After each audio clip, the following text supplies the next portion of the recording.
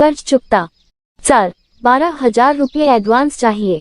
चपरासी रामचंद्र ने चाय का प्याला अकाउंटेंट की टेबल पर रखते हुए कहा। अभी पिछले हफ्ते ही तो 3,000 एडवांस लिए, इस हफ्ते दोबारा पूरी तनख्वाह तो ऐसे ही उड़ जाएगी तुम्हारी।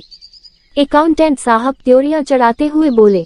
सर, पिछले हफ्ते तो बिटिया के एडमिशन का फॉर्म भरना था, इस हफ्ते फीस भरनी है। रामचंद्र की आंखों में सुनहरी चमक देख अकाउंटेंट साहब ने ऊंची आवाज में डांटा, तो अगला महीना फांकों में काटोगे क्या? बेटी के लिए अपनी तनख्वाह कौन ऐसे उड़ाता है भला? न सर, बेटी हो या बेटा है तो मेरे ही बच्चे न, अगले महीने की चिंता रब करेगा। रामचंद्र के स्वर में निश्चिंतता थी। बेवकूफ कहीं का। चाय का प्याला होंठों से लगाते हुए अकाउंटेंट साहब मन ही मन बुदबुदाए। महेश, रामचंद्र को मेरे केबिन में भेज दो। अपने केबिन के शीशे से ये नजारा देख बड़े साहब ने अकाउंटेंट साहब को टेलीफोन पर कहा।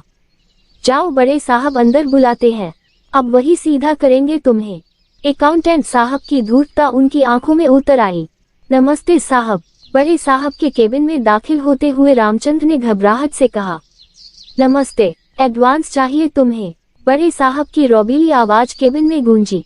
जी, बेटी की पढ़ाई के लिए साहब, पढ़ने में उसकी बहुत रुचि है, बड़ी अफसर बनना चाहती है। रामचंद्र की आवाज लर्जा गई। हम। बड़े साहब विचारमग्न हो गए। कमरे में घोर सन्नाटा पसर गया। साहब, एडवांस मिल जाता तो। हिम्मत कर रामचंद्र ने मानो जबरदस्ती शब्द मुंह से बाहर निकाले। ये लो। दराज खोल बड़े साहब ने एक लिफाफा निकाला, उसमें रुपये रखे और लिफाफा रामचंद्र की ओर बढ़ा दिया। ये क्या है साहब? बेसाख्ता मुंह से शब्द निकले। तुम्हारी बेटी की पढ़ाई का खर्चा। अब तुम्हें किसी के आगे हाथ फैलाने की जरूरत नहीं। पर गहरी चिंता की लकीरें मस्तक पर आ विराजमान हो गई। मन में 100 प्रश्न कुलबुलाने लगे। क्या सोच रहे हो कि कैसे चुकाओगे ये कर्ज? अब रामचंद्र के मुंह से एक शब्द न फूटा। जुबान तालू से चिपक गई हो जैसे। चिंता मत करो, तुमने नहीं चुकाना ये कर्ज, बड़े साहब ने रहस्यमयी अंदाज में कहा तो रामचंद्र की रही सही हिम्मत भी जवाब दे गई। जी मैं आया बोल दे साहब, हम गरीब जरूर है पर बेगैरत नहीं। पर प्रत्यक्ष में कुछ न बोल पाया। अचानक बड़े साहब की रौबीली आवाज से उसकी तंद्रा टूटी।